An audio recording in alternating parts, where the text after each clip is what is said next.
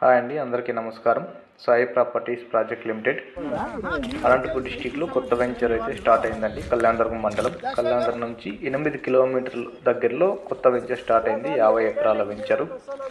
Soil కూడా excellent ఉంది, చాలా బాగుంది. వర్క్ అయితే స్టార్ట్ చేస్తున్నారు.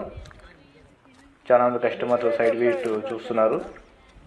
అడ్వాన్స్ కూడా వేసేసారు. చాలా మంది సైడ్ చూసి అడ్వాన్స్ వేసేసారు. ఇప్పటి వరకు మన కంపెనీ 55 వెంచర్ కంప్లీట్ చేసింది. ఇంకొకటి ప్రకాశం డిస్టిక్లో కొత్త వెంచర్ స్టార్ట్ అయిందండి.